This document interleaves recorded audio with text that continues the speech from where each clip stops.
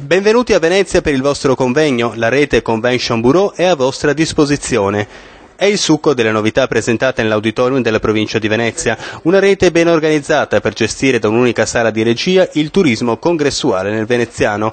Il progetto è finanziato dalla Regione e coinvolge albergatori, interpreti, guide turistiche e strutture di accoglienza. Si muoveranno assieme per assicurare al turista che partecipa ai convegni un servizio migliore. Sicuramente si tratta di un mercato molto interessante anche per questo tipo di territorio, cioè Venezia e dintorni. Questo perché ha una capacità attrattiva ovviamente non indifferente, e andare a toccare il bacino di turisti, chiamiamoli così, congressuali, vuol dire toccare quello che è il turismo di qualità sia per la capacità di spesa che ovviamente queste persone possono portare nel nostro territorio, ma anche perché richiede una serie di organizzazione da parte di tutta la filiera del turismo, e per cui diventa, direi, un'occasione anche per creare quello che è un laboratorio di sistema.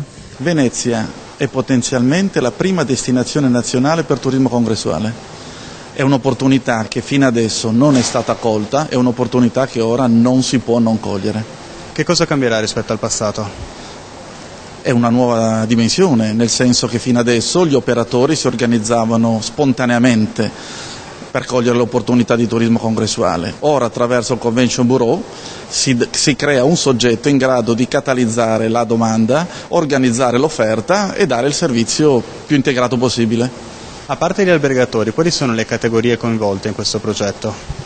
Tutta la filiera, partiamo dalle agenzie di viaggi, alle agenzie di organizzazione, agli interpreti, alle guide, alla logistica, ai trasporti. Noi abbiamo censito in questa fase di studio, abbiamo censito oltre 700 operatori di Venezia e provincia che hanno le dimensioni e le competenze per supportare questo settore. Buona l'accoglienza dell'iniziativa da parte degli stessi addetti del settore, che finora si sono mossi in ordine sparso. Venezia vive di turismo, ma la convegnistica sta diventando sempre più importante, anche per l'impatto economico di queste persone con ampie disponibilità di spesa. Buona iniziativa secondo lei?